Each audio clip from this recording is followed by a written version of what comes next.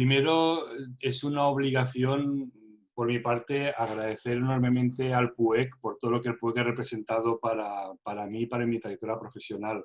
En el breve resumen que ha contado Javier se puede ver, con lo cual yo tengo que hacer una constancia expresa al PUEC y en este caso a Javier como responsable del tema.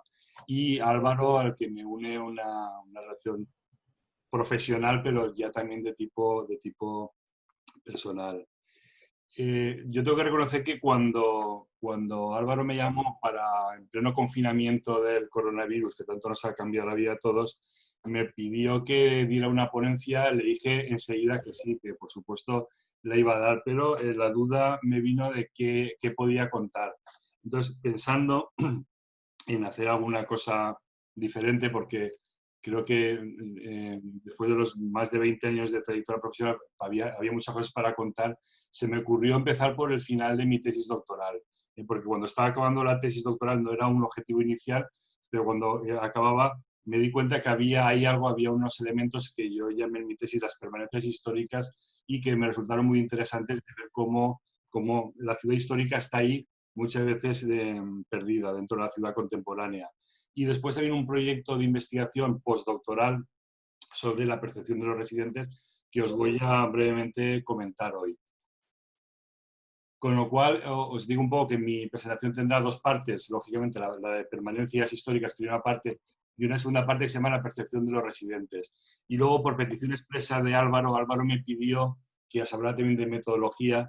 Voy a hacer una breve reseña para por lo menos que conozcáis el contenido de esta metodología. Y dejo también en espera, es un tema que podríamos ver a futuro en una segunda intervención, en una posible estudio de la gestión de intervención de los 20 años en los que yo he estado trabajando en el Centro Histórico de Valencia y que posteriormente podríamos ver. Vaya, se nos ha colado aquí un coronavirus. Vamos a pasar rápidamente antes de que nos afecte a todos.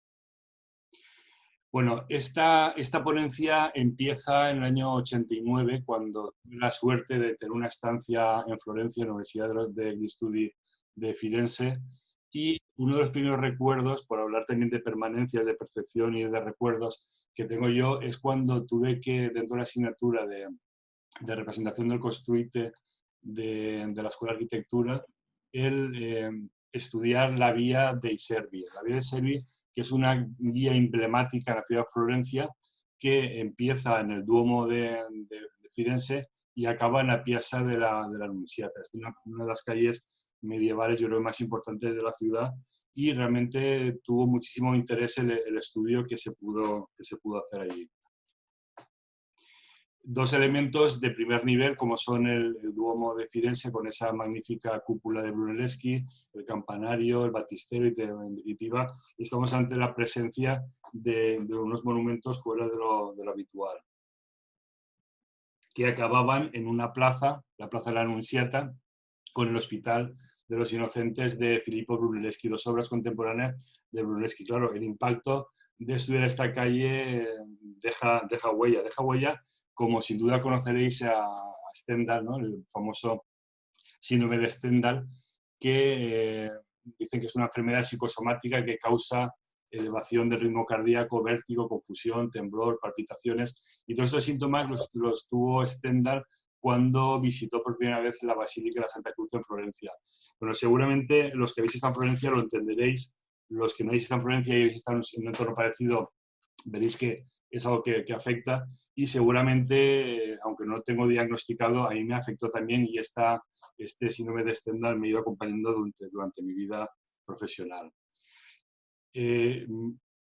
La vida profesional mía se ha desarrollado en la ciudad de Valencia, es una ciudad mediterránea, tenéis aquí el mar Mediterráneo, que está en la parte del este de España, para que deis un poco una idea a los que no conozcáis estando en la geografía, que es una ciudad mediterránea, y cuando digo Mediterráneo tiene unas características muy similares a muchas de las ciudades del entorno próximo.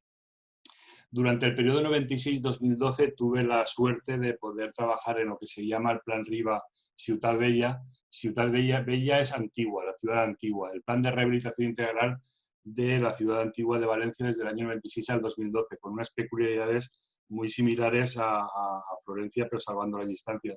Todo el centro histórico de Valencia es bien de interés cultural, está declarado como monumento. Esta primera fase del 96 al 2012 luego siguió de la intervención sobre el ensanche del siglo XIX en lo que se llama Ruzafa, el plan Riva para la ciudad de Ruzafa. Muy diferente al centro histórico y que yo tuve que poco a poco ir entendiendo, ir comprendiendo y con lo que voy a intentar transmitir durante esta ponencia.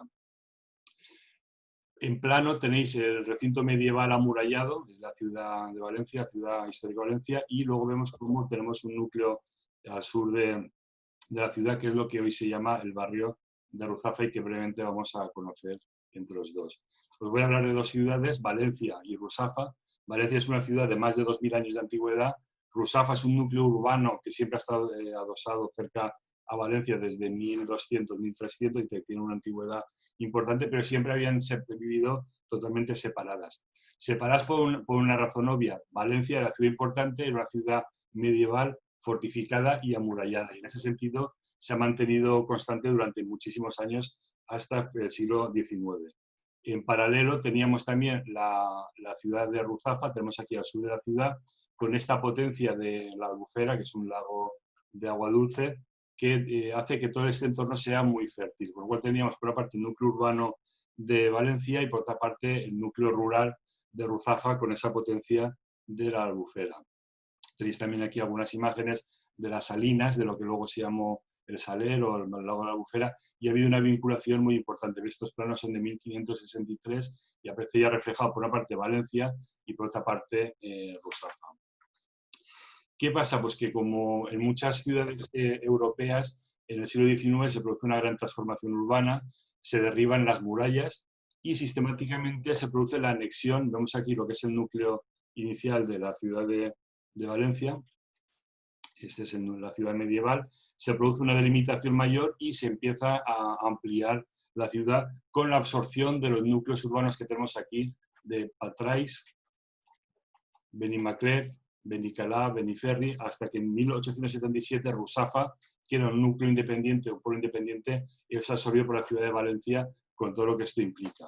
¿Qué pasa a partir de ese momento? Pues el primer problema es la inadecuación de la trama ortogonal de los ensanches de esta época con las preexistencias. Entonces ese tema pasó, por ejemplo, en Barcelona con el barrio de Gracia, pasó en Madrid con el barrio de Chamberí y pasó también, como os estoy comentando, en el barrio de Ruzafa, lo cual implicó una transformación importante.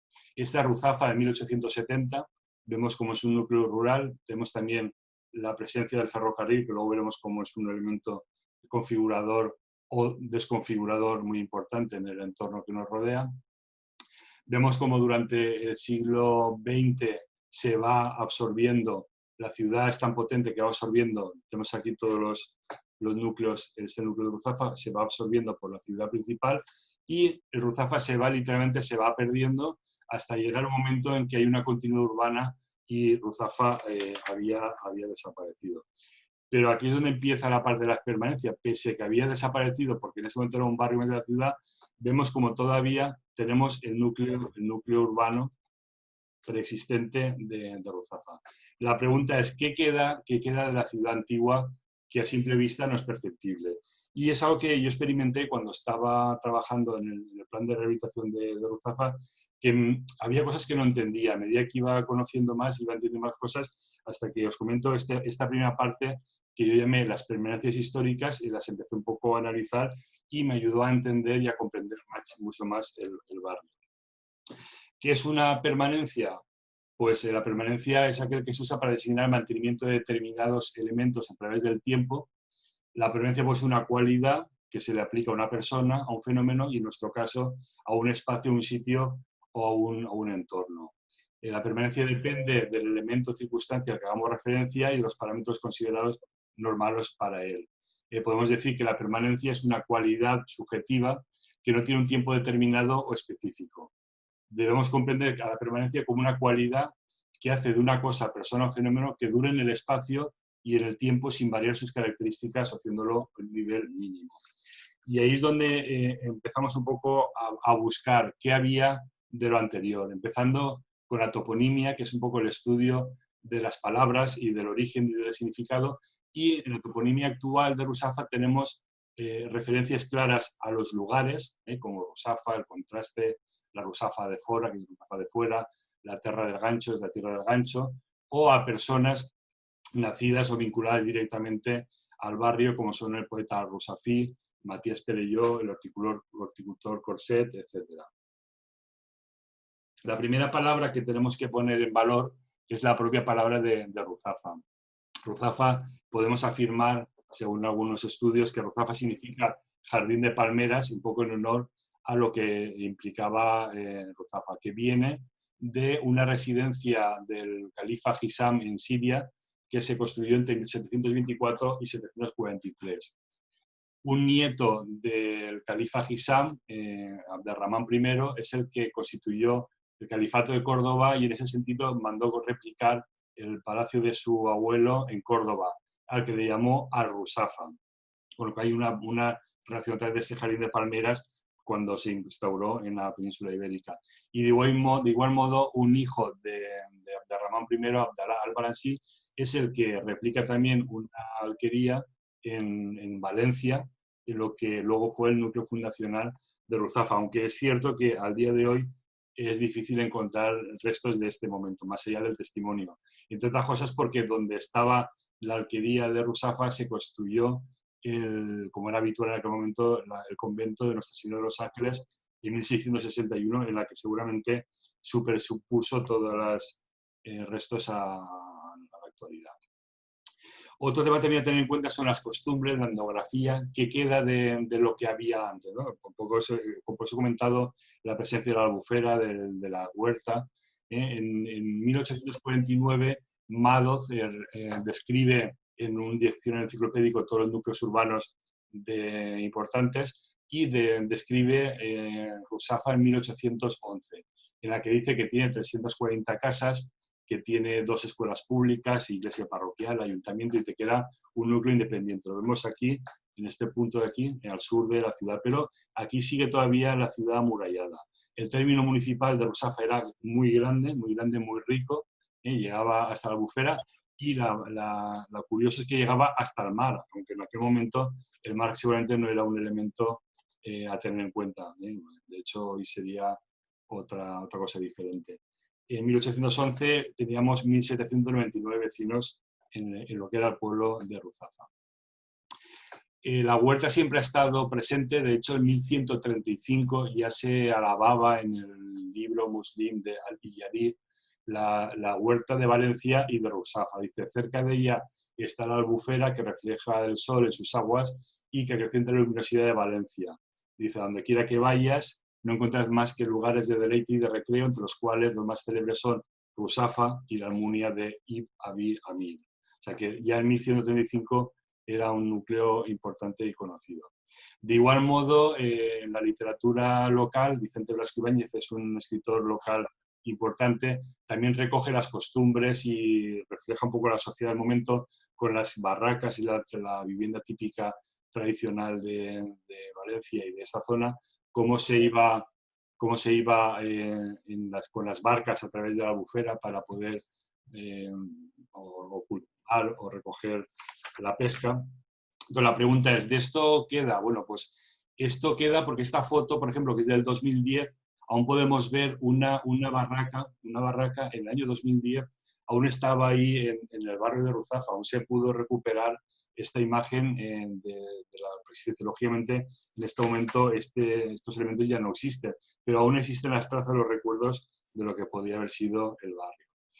Un elemento configurador importante es el ferrocarril que en el siglo XIX fue uno de los que motivó el origen y crecimiento de las ciudades, entre ellos motivados por el incremento demográfico, la necesidad de mejorar las condiciones higiénicas, igual que ahora habrá una necesidad de combatir el COVID, pues en aquel momento todo el tema de las enfermedades fueron que las ciudades se replantearan para mejorar las condiciones higiénicas y alimenticias de la población. Se rederribaron la mayoría de las ciudades, sus murallas, y también está la implantación del ferrocarril como un elemento configurador de la ciudad del momento. Por ejemplo, en el caso de Florencia, se monta, como era habitual, una gran estación que iba a ser la que iba a durar extramuros y una pequeña estación intramuros. Lo que pasa es que con el tiempo esta pequeña estación intramuros se convierte en la gran estación de Florencia, en la estación Leopolda, donde posteriormente se construye la estación de Santa María Novella en el año 36. Como veréis, es una barrera, es una muralla, es una barrera de hierro, que hay una similitud entre la problemática que se produce en Florencia con Santa María Novella y la presencia del ferrocarril en la ciudad de Valencia. Es una constante. Como anécdota, comentaros que tenemos lo que es el morado, la ciudad de Florencia, en color marrón suave, lo que es el engrandimiento, lo que es el ensanche de la ciudad de Florencia que coordinó Giuseppe Poggi, y vemos en rojo lo que es el trazado del ferrocarril, que tiene una afección directa sobre el engrandimiento de Firenze. En aquel momento, con una habilidad importante, Giuseppe Poggi consigue desviar el ferrocarril, lo veis por aquí por el trazo amarillo, y es el límite configurador del engrandimiento de Firenze. Pero pese a ello, aún hoy en día, aún se percibe los trazados de este ferrocarril de la ciudad de Florencia. Veremos que esto lo vamos a encontrar también en Valencia. De un modo parecido, en Valencia se crea una estación intramuros, una única estación intramuros, que al poco tiempo se queda obsoleta y que es trasladada a extramuros. Y aquí tenéis los trazados del ferrocarril en la ciudad de Valencia. Veis cómo ese trazado será configurador importante en las calles que lo veremos en el barrio de Ruzafa. Por lo tanto, partimos del derribo de la muralla medieval de la ciudad de Valencia y aparece inmediatamente una nueva barrera y una muralla de hierro que es el ferrocarril.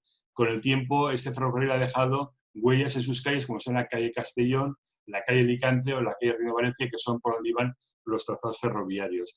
Y la huella fundamental será también lo que ahora se conoce como el futuro Parque Central. En 1865 se derriban las murallas, fue un espectáculo en aquel momento, se celebró este derribo, pero inmediatamente después se construyó la muralla. Veis ya cómo esta muralla vuelve a ser el tren ferroviario vuelve a ser otra muralla. Esto de aquí era el recorrido a Castellón, hoy es la calle Castellón. Esto de aquí era el recorrido de Alicante, hoy es la calle Alicante. Y aquí veis cómo la potencia de la estación, de la Plaza Redonda, va a configurar lo que es el tema de Ruzafa. Y esta calle de ahí que veis es el trazado del ferrocarril. El trazado ferrocarril que es la diagonal que actualmente tiene el ensanche de la ciudad de Valencia. Veis la potencia tanto de la Plaza de Toros como de todos los tendidos ferroviarios próximos. Esto es la avenida Río de Valencia con el resultado de la eliminación del ferrocarril, con lo cual esta avenida es casualmente el tendido ferroviario más las servidumbres de paso. Como hay una relación directa entre la dimensión de la calle y el uso que había tenido en su momento. Esa es otra foto similar también, la que vemos la Gran Vía y cómo se va reformando el entorno del ensanche en 1920. O esta foto posterior en la que, si veis en esta imagen, solo falta pintar el ferrocarril para entender que esto es el recorrido anterior. Lo que os he comentado antes, la calle Castellón, por aquí hasta hace unos años pasaba el ferrocarril. Hasta los años 60 la barrera ferroviaria seguía estando ahí, había que parar la circulación para que el tren pasara todavía por la ciudad. Esa huella sigue estando en la ciudad como muy visible.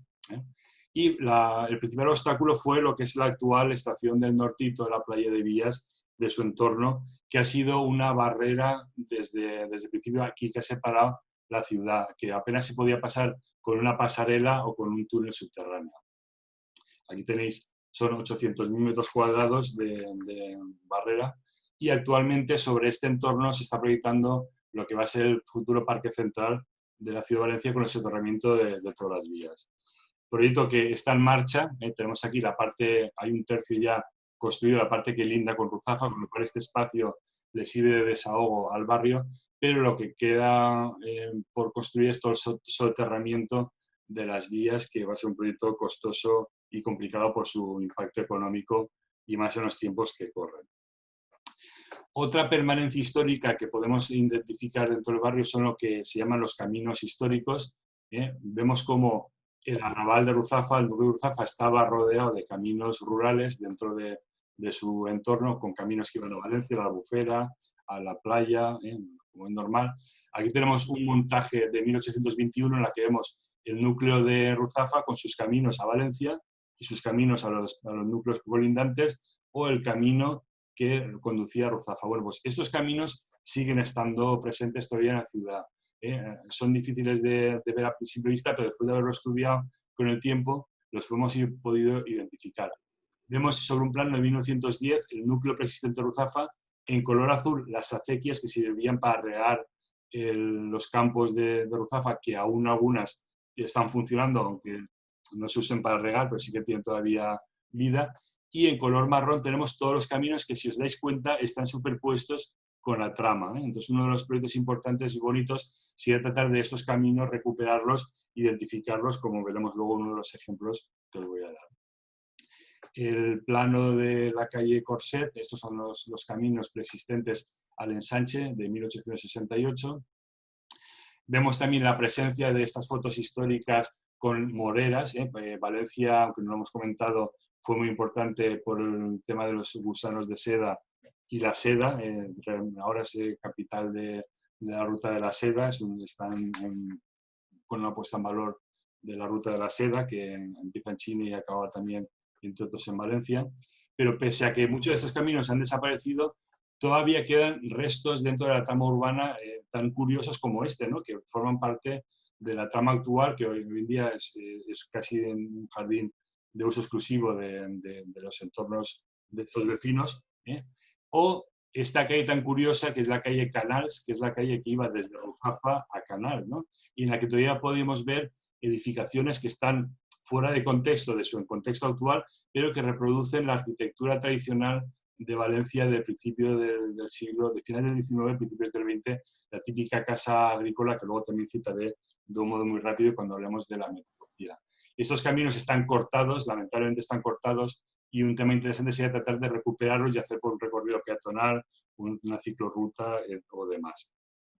Fruto de estos trabajos de investigación, cuando se hicieron las obras de urbanización, hicimos una alegoría, hicimos sobre unas piedras, cuando habitualmente se hace la primera piedra, nosotros hicimos hacer una alegoría a la última piedra de las obras de urbanización, y esta fue, aunque no fue realmente la última, ¿no? Pero alegóricamente le llamamos la última piedra, una piedra en la que, si os dais cuenta, de un modo muy esquemático, pinta el río Turia de la ciudad de Valencia, que acaba en el mar, el núcleo de Valencia, el núcleo de Ruzafa y el camino donde el que está la piedra, ¿no? Este camino que va serpenteante hasta llegar a la Albufera. Fue un gesto, yo creo que ha sido bien valorado. En este momento es un elemento curioso que tratamos de poner en valor para demostrar que los caminos siguen estando ahí.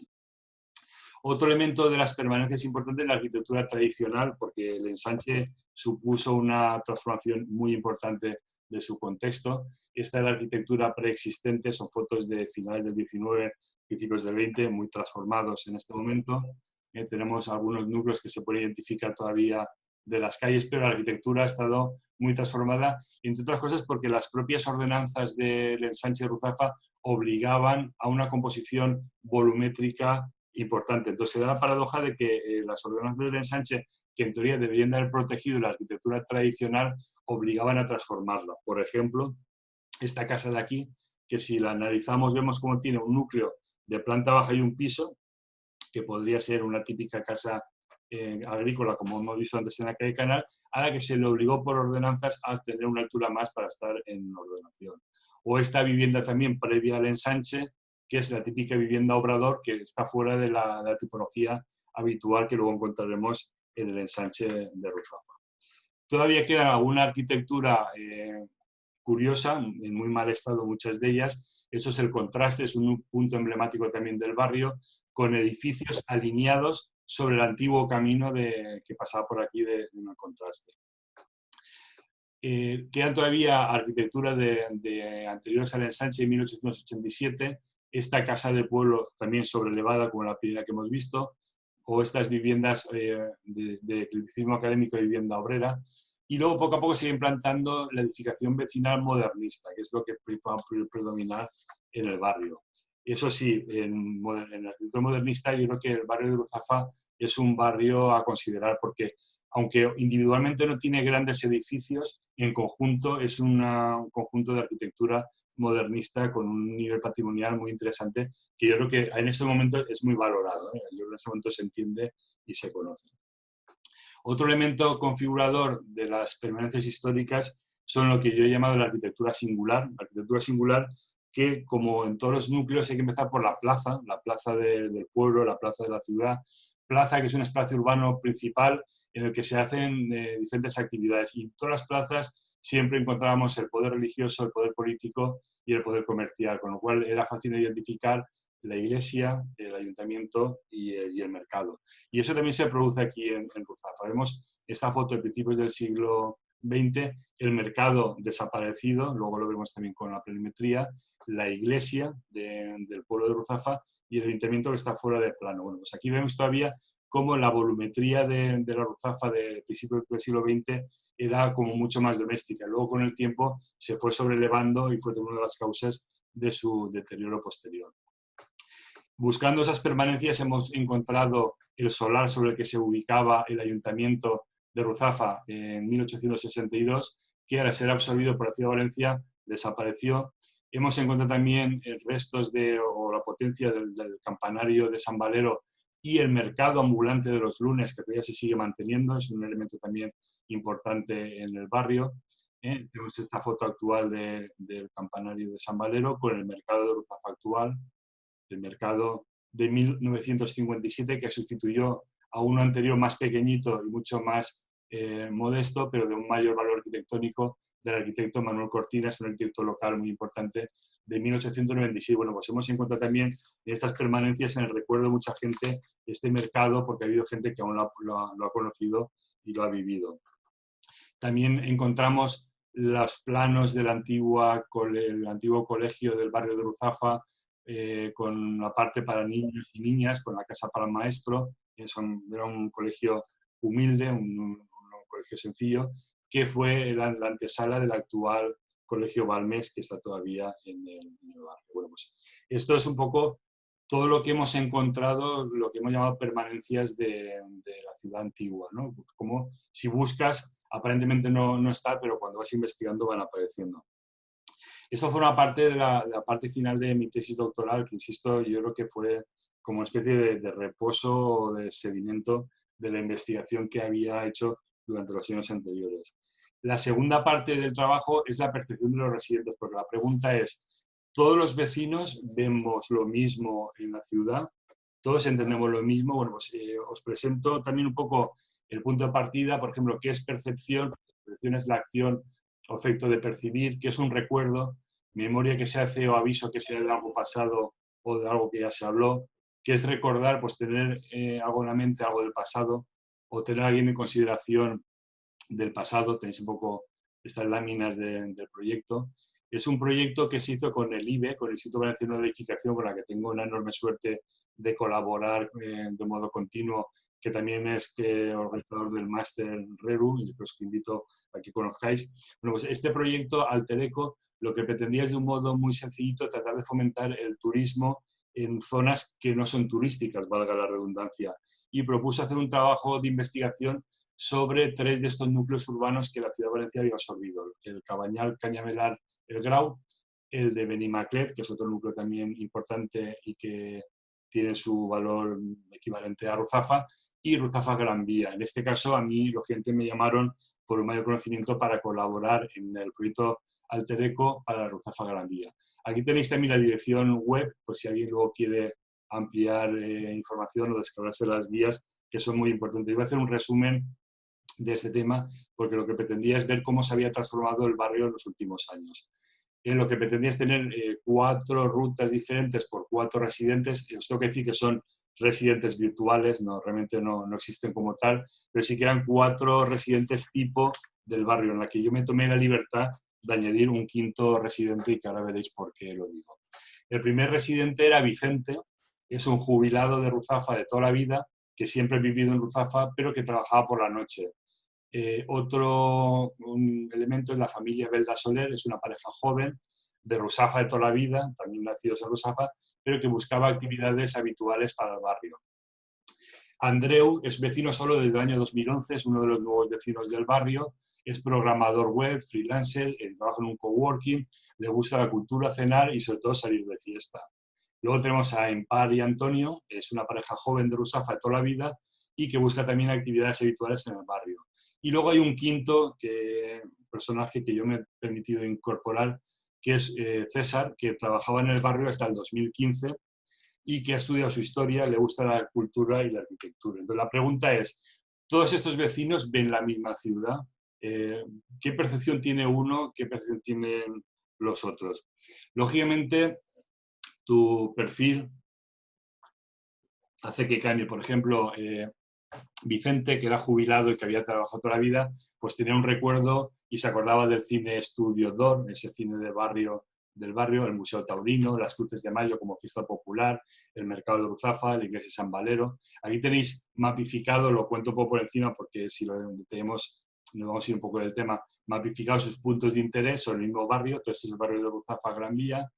Vemos cómo en el caso de Empar y Antoni, sobre el mismo territorio, les interesan las fallas, que es una fiesta valenciana conocido internacionalmente, el deporte, con el Sporting Club de Ruzafa, el restaurante chino, que es poco habitual en su momento en el barrio de Ruzafa. La familia Belda Soler, que tiene niños, pues le interesa lógicamente el Parque Gulliver, el Parque Central, el Parque Manuel Granero, el Videoclub Stromboli, tiene otro planteamiento del barrio. O finalmente el moderno, el freelancer, el que trabaja en un coworking, que le interesa pues, las galerías de arte, las zonas de ocio donde la gente va a divertirse, Rusafart, o los locales de copas para poder ir y pasar un rato la tarde. Vale, el quinto personaje dice llamarse César, no era del barrio, pero en este momento ya se incorpora al barrio y le gustaría vivir allí. Llegó por motivos laborales 15 años antes y al principio estudiaba el barrio, pero no lo acababa de entender. Había algunas dudas porque realmente el barrio era confuso. El ensanche de Valencia había absorbido este encantador pueblo de toda la vida, pero Ruzafa aún estaba allí. Aún estaba allí y si lo vas buscando, podías pasear como una alegoría por los viejos caminos que unían Ruzafa con Valencia, con la playa, con la Albufera. Puedes pasear por donde antaño iban las vías del tren, la calle Castellón, la calle Alicante, Reino Valencia, e imaginarte donde iban el tren en aquel momento, o donde ahora hay tren y dentro de poco habrá un parque con el Parque Central. Luego también puedes empezar a disfrutar de sus edificios, de su cultura. Se ha transformado, es un barrio muy dinámico que se ha transformado completamente, es un mundo totalmente rejuvenecido, moderno y con una cultura muy potente. Entonces, a este personaje le interesa lógicamente la historia de la arquitectura, identifica pues, la Estación del Norte, la Plaza de Toros como elementos importantes y toda la relación de arquitectura importante desde refugios antiaéreos, la iglesia de San Valero, el núcleo histórico tradicional, elementos que se han ido poniendo en valor a medida que se ha ido conociendo más el barrio. Es un tema importante, historia y arquitectura. Otro elemento importante es el ocio y la gastronomía. En este momento vemos como hay una infinidad de gastronomía universal de todo el mundo. Lo que antes era una curiosidad del restaurante chino, pues ahora ya tienes restaurantes japoneses, cubanos, de todo el escenario internacional. Y luego, finalmente, eventos y culturas. Hay desde el Carnaval de Ruzafa, que se ha recuperado desde hace unos años, el fenómeno Ruzafa escénica, Rusafar, hay un montón de librerías, bibliocafés, o sea, está muy relacionado el teatro, la cultura con el barrio. Esa sería un poco la segunda parte de la presentación. La tercera parte es la metodología del diagnóstico. Habitualmente se podía haber hecho al revés, primero hablar de la metodología y luego hablar de las permanencias, pero yo creo que en este caso ha sido para mí más importante contar primero las permanencias porque ahora quizás podéis entender mejor la metodología, porque las permanencias fue uno de los resultados de esta metodología. Sabemos que en el siglo XIX la ciudad industrial, la ciudad medieval europea sufre una transformación importante hasta para transformarse en lo que se conoce como la ciudad industrial del siglo XIX, pero hay que conocer la ciudad anterior para poder entender la ciudad nueva. Yo creo que como ya hemos visto las permanencias, esa percepción de los vecinos, ahora podemos entender un poquito mejor cómo se ha transformado la ciudad en nuestro entorno. El punto de partida de los ensanches en Europa, yo creo que París es el fundamental, ¿no? Con esa operación haussmanniana de las grandes aperturas viarias que tuvieron un resultado, yo creo que cuestionable, pero afortunado en París, pero que esa misma ese mismo plan se fue replicando en otras ciudades como Viena, Londres, Berlín, Ámsterdam, con un resultado muy dispar. O, por ejemplo, en Italia, la mayoría de las ciudades italianas tienen una calle rectilínea que va desde la estación del ferrocarril hasta el centro de la ciudad. Bueno, pues esa misma filosofía del ensanche también la encontramos en España, lógicamente con dos ciudades importantes, que son Barcelona y Madrid. En el caso de Barcelona, huelga decir ahora por brevedad que Barcelona se inspira también en la ciudad latinoamericana, con lo cual hay una retroalimentación. Es decir, Cerdá estudia las ciudades americanas que tienen leyes de creación españolas para crear esta malla ortogonal infinita, en teoría, unida a lo que es la ciudad medieval de la ciudad de Barcelona. Y con Madrid sucede algo parecido. En este caso, Castro es el autor del proyecto de ensanche de Madrid de 1857, que son casi contemporáneos Barcelona y Madrid. Vemos aquí cómo se produce el replanteo del ensanche, vemos también el impacto del ferrocarril, que por brevedad lo doy por, si a alguien le interesa luego podemos comentar, ver cómo se conecta el ensanche con esa trama ortogonal o con estas conexiones viarias en el caso de Madrid. Y yo de Madrid destacaría un elemento importante que también me ha ayudado a configurar y a entender el ensanche en Valencia, que es la estructura social de la ciudad. Castro, con una valentía importante, zonifica la ciudad por clases sociales. Entonces, cuando hace el ensanche dice, reserva una zona para la clase aristocrática, que tenemos aquí, otra zona para la clase media, que tenemos aquí, otra zona para la clase obrera, que tenemos aquí, otra zona militar, industrial. Este urbanismo de zoning tan curioso luego fue incorporándose al planeamiento español para configurar lo que es el planeamiento de zoning. Pero esta zonificación, que es tan obvia, tan evidente y tan explícita, en el caso de Madrid, no se hizo con tanta rotundidad en el resto de las ciudades. Pero también hemos podido encontrar esta misma similitud que en el caso de Valencia también existe una zona donde están las rentas altas. Aquí no tenemos burguesía, no tenemos la clase burguesa, pero sí que, perdón, no tenemos la clase aristócrata, pero sí que tenemos burguesía.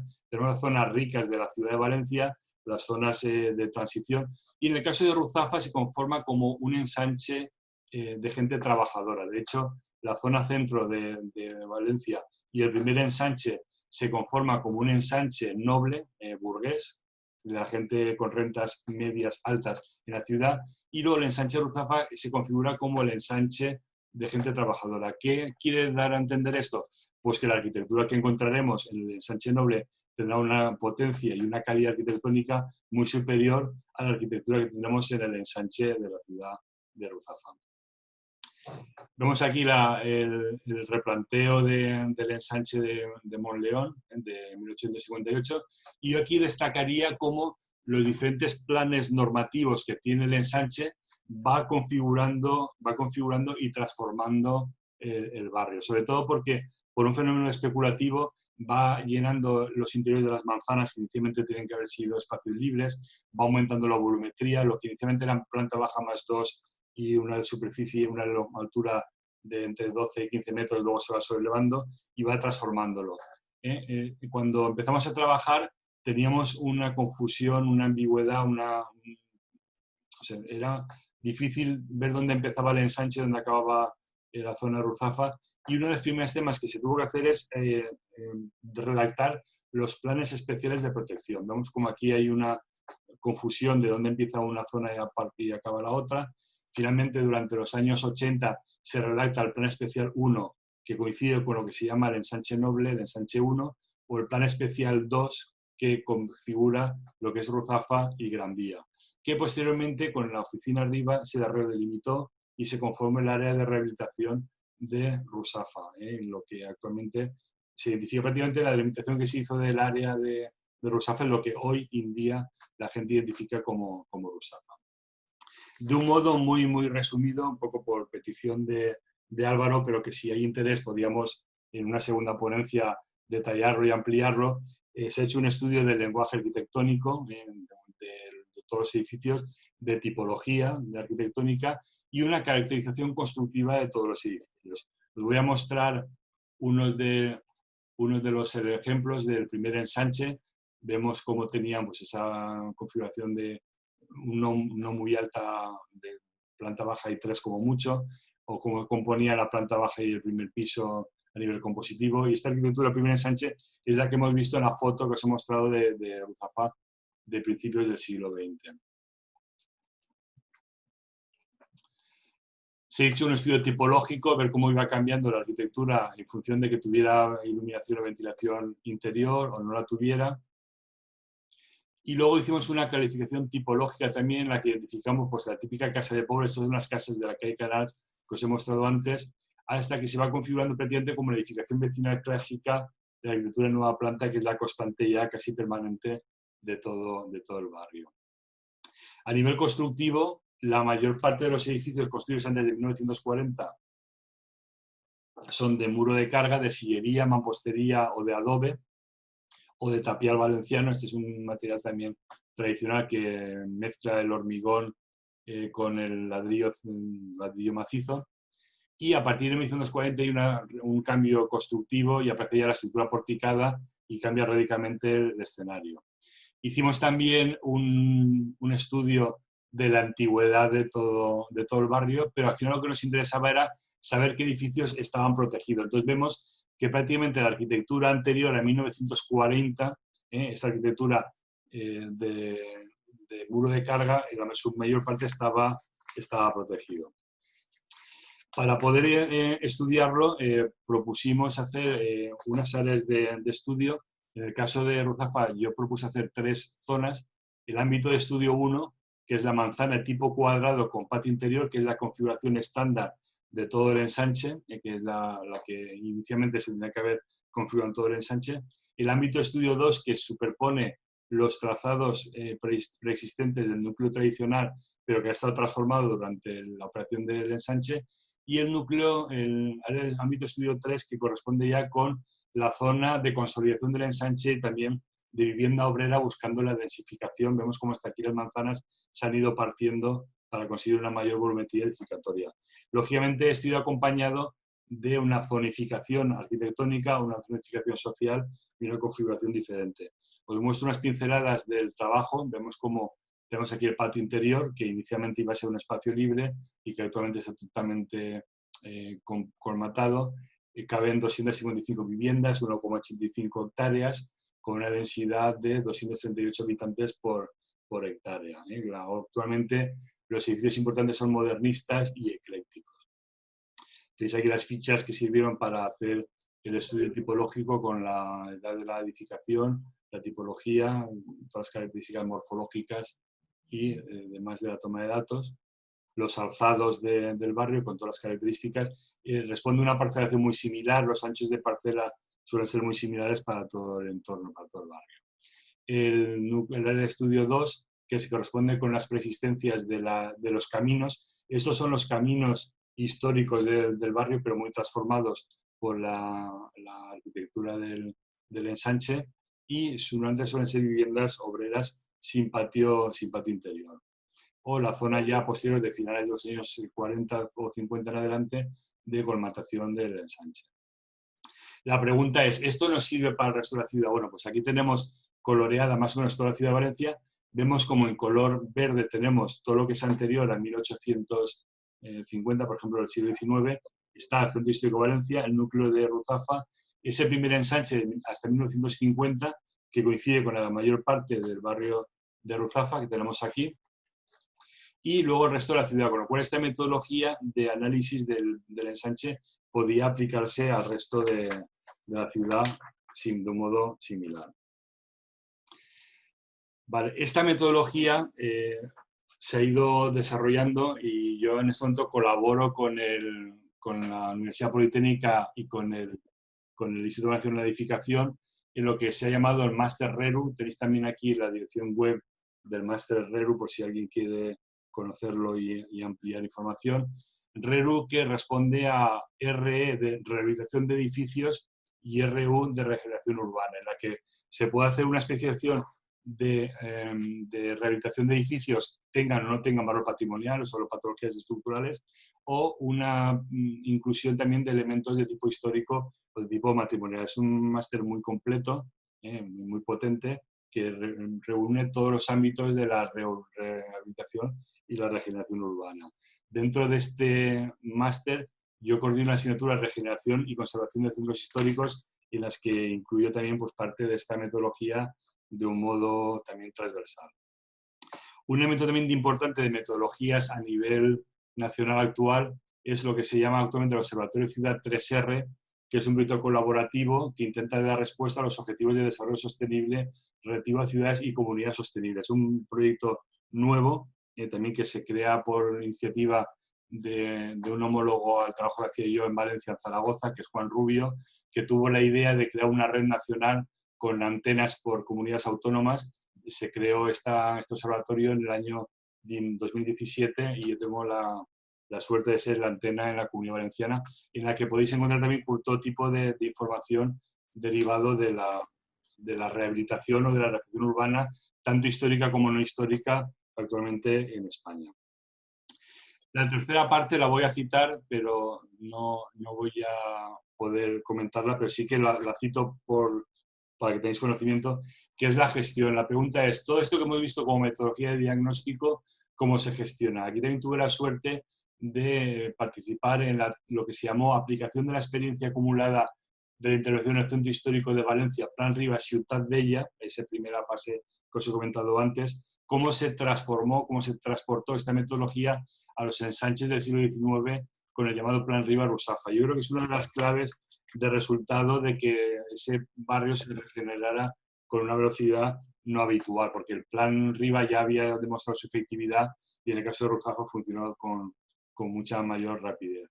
Y aquí tenéis un poco una imagen del proyecto de investigación que hice yo, que fue el que premiaron también en Valencia, en la que se incorporaba ya antes de su existencia ese parque central. Se trataba de recuperar la volumetría interior de las manzanas del ensanche con espacios verdes y conectaba funcionalmente el parque central con el núcleo de Ruzafa con el centro histórico. Esto lo apunto y lo podemos hablar luego en el debate o verlo en una ponencia posterior, pero que por tiempo hoy no podemos ver. Ya os he presentado la permanencias, os he presentado la percepción, os he presentado la metodología y ahora os voy a dar un paseo virtual sobre el barrio. Os voy a presentar primero el barrio de Ruzafa en el siglo XX, que parece que fue hace mucho tiempo, pero fue hace muy poquito. Un barrio que era un núcleo con marginación. Me voy a apoyar en la prensa, porque muchas veces la prensa también nos sirve para ver lo que está pasando, ¿no? Es como la biblioteca abierta, ¿no? Vemos cómo esta nota de prensa del año 2001 se identificaba como after hours, son locales no sé, donde iba la gente, pues eso, donde solo entran los tipos duros. Yo creo que con eso me habéis entendido todos perfectamente y lo vamos a dejar. Todos estos locales after hours eran lo que predominaba en el barrio de Ruzafa en el año 2001, como imagen de la situación un poco de degradación medioambiental que había. Como resultado de esta degradación urbanística y social del barrio, el año 2006 los chinos vieron una oportunidad de mercado y compraron lo que eran los grandes contenedores del barrio para utilizar sus comercios. Entonces, el problema es que el barrio de Ruzafa se convirtió en un polígono industrial, no era residencial, era un polígono con todos los problemas que esto acarreaba. 2006. Fue prácticamente cuando empezamos a hacer los trabajos de rehabilitación del barrio. Desde el año 2005 al 2015 se ha producido la práctica totalidad de renovación de los espacios públicos del barrio. Veis aquí algunas de las imágenes de este proceso de rehabilitación. Se han rehabilitado muchos de los edificios de viviendas también del barrio. Veis cómo estas calles ya están prácticamente todas urbanizadas. Se hicieron actividades de difusión y participación ciudadana durante todo el periodo 2005-2015, creando también debate en el barrio, incorporando a los vecinos en estos procesos, la universidad, un tema también de debate, hasta conseguir un barrio totalmente diferente. Hoy en día, si no sales en Google o en Wikipedia, no existe. Bueno, pues Ruzafa existe con la delimitación que nosotros tuvimos para el área de rehabilitación de Ruzafa. Tenemos una identidad total entre el área de Ruzafa y lo que Google o Wikipedia identifican como Ruzafa, con todos estos locales ya del barrio. Seguimos teniendo en el entorno de la plaza la iglesia de San Valero, el mercado. El ayuntamiento lógicamente desapareció, pero sí que sigue identificándose este núcleo principal del barrio. Las calles del barrio se han transformado para aumentar la superficie del peatón, tratando de restringir el acceso de los vehículos. Aquí hay un proyecto también fallido que intentamos hacer lo que hoy se llaman supermanzanas. Creo que fue un proyecto pionero muy adelantado a su tiempo y que hoy en día se entendería mejor. En aquel momento no se entendió, pero bueno, por lo menos conseguimos que el espacio urbano mejorara. Se incorporó también el carril bici, en un momento también que la bicicleta no era un vehículo habitual en la ciudad. Se incorporaron los elementos vegetales dentro del barrio en la medida de lo posible. Se rehabilitó el entorno para colocar también un colegio de educación primaria. Se ubicaron zonas de juegos con la dificultad de incorporar una trama urbana. Se peatonizaron la mayor parte de las calles que se pudo.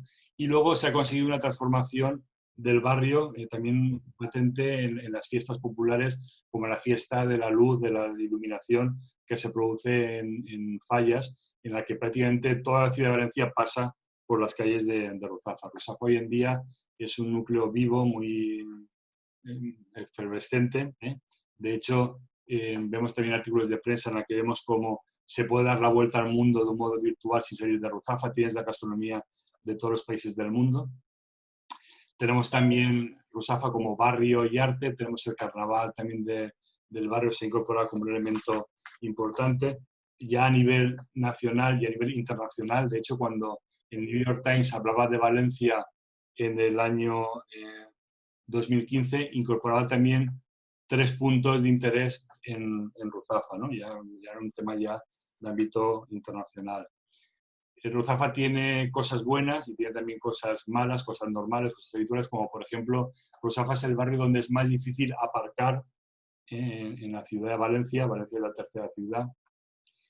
También cosas curiosas como que Ruzafa está en el top 10 de las zonas de marcha donde más se liga en España. Espero que la palabra ligar tenga un significado aceptable para todos vosotros. Es, bueno, pues tratar de conseguir pareja, vemos cómo está también en el top 10 de nivel nacional.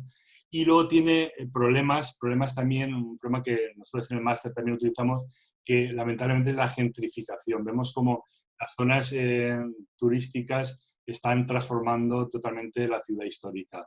Y vemos cómo hay protestas de que el barrio de Ruzafa se está convirtiendo también en un parque de atracciones para turistas. Unos problemas negativos que podemos también tener si no se rehabilita de un modo ordenado el barrio.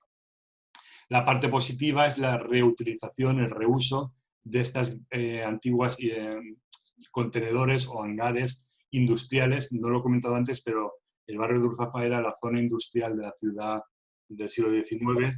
Todos estos locales eran industrias o empresas que con el tiempo se han ido trasladando a los polígonos industriales, que inicialmente el comercio chino utilizó como almacenes y que ahora se ha convertido pues, en zonas de ocio, o teatros o zonas de estudio y con una potencia importante. Esta es la referencia al premio Estudia Valencia, en el que tuve la suerte de que se premiara mi tesis por la aplicabilidad a la ciudad de Valencia y tanto a Ruzafa como al resto de la ciudad. Y luego una noticia también del año 2015 en la que también decía cómo Ruzafa ha pasado a ser una alquería islámica en ese inicio que os comentaba al principio, a ser un barrio chic, que es el barrio de moda, en el que si venís a Valencia, si habéis estado en Valencia, habéis estado en Ruzafa. Y si no habéis estado, cuando vengáis a Valencia, estéis en Ruzafa. Yo creo que es imposible estar en Valencia sin pasar ese barrio de moda actualmente. Yo con esto he finalizado la charla, creo que estoy dentro del tiempo asignado. Voy a hacer una referencia final a la bibliografía. Como cita importante os presento la portada de la tesis doctoral que se titula Análisis de las metodologías para la recuperación patrimonial de entornos urbanos protegidos, propuesta metodológica desde los valores históricos a los nuevos modelos energéticos Ruzafa del siglo XIX. Me interesaba mucho la ciudad decimonónica, la ciudad del siglo XIX, porque creo que tiene una aplicabilidad importante en la ciudad latinoamericana, en la ciudad hispanoamericana, de trama ortogonal. Lo he apuntado muy rápidamente, pero esos estudios de la ciudad latinoamericana para Arturo Sanchis de Madrid Barcelona o lógicamente de Valencia, se pueden seguir como metodología. Tenéis también aquí el localizador de la Universidad Politécnica, es de acceso libre y gratuito, podéis en el repositorio de la Universidad Politécnica de Valencia, que se llama RIUNET, con que pongáis en RIUNET y el nombre del autor o el nombre de la tesis, encontraréis esta tesis mía y otras tantas que también pueden tener muchísimo interés. Y ya para finalizar, no sé el público español que habrá, seguramente los que no seáis españoles no lo entendáis, pero bueno, es un gesto hacia los amigos españoles que me están escuchando hoy. Voy a hacer una reflexión sobre un programa de televisión en el año 92 en la que Paco Umbral fue a un debate de televisión y, como dice aquí en la viñeta esta, se volvió loco porque no sabía hablar de su libro. Él quería hablar de su libro que estaba recién publicado y se enfadó muchísimo, esto a punto de irse. Y es una anécdota muy recordada en España de Paco Umbral y su libro. Bueno, pues aquí tengo que decir yo que me ha pasado justo lo contrario. Yo aquí he venido a hablar de mi libro, pero he venido a hablar del PUEC, he venido a hablar de las publicaciones que me han dado oportunidad también de hablar de las que están haciendo. En este caso, el PUEC está haciendo una tarea formativa muy importante. Yo tuve la oportunidad o la suerte de ganar ese primer concurso de centros históricos con la tesis que os presento. Y tenemos también las otras premios de maestría y de grado. Era grado, maestría y doctorado. Y entonces me han preparado un clip muy sencillito de publicaciones del PUEC que yo os recomiendo que conozcáis. Algunas de ellas están disponibles en papel, como el libro de mi tesis, y otras están en formato PDF, que creo que aquí en esta breve reseña se van a mostrar. Dejo en silencio un momentito y lo comentamos luego.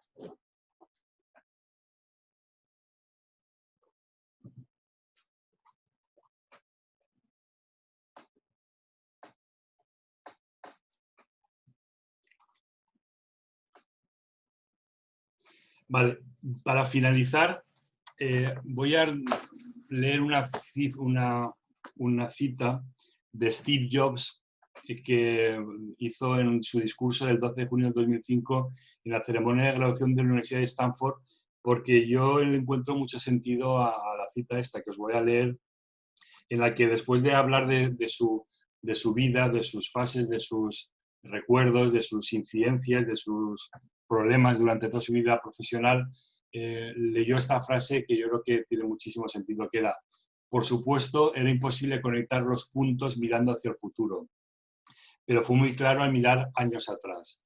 Así que tienes que confiar en que los puntos se conectarán alguna vez en el futuro. Esta forma de actuar nunca me ha dejado tirado y ha marcado la diferencia en mi vida. Bueno, pues igual que Steve Jobs, cuando hablaba de su vida profesional, hablaba de puntos, yo quiero hacer un agradecimiento a dos personas, que son dos puntos importantes en mi vida profesional. Una es a la maestra Valeria Valero, que tuve oportunidad de conocer cuando vine a presentar la tesis y que me invitó al seminario de conservación y desarrollo sustentable de centros históricos, y que creo que es un hito profesional de mi trayectoria. Pero si no quiero dejar por alto a la doctora Alicia Zicardi, que fue un poco la que puso en marcha esta experiencia y que tuve la grandísima suerte de recibirla en Valencia, y que os presento a Alicia Zicardi en la Ruzafa actual y en la Ruzafa que hemos estado como permanencia, ¿no? Este paseo por lo que fue la Ruzafa antigua, que todavía existe, y que los que podáis venir a Valencia os invito formalmente y os acompañaré cuando vengáis. Con esto he terminado la presentación. Muchas gracias. Pues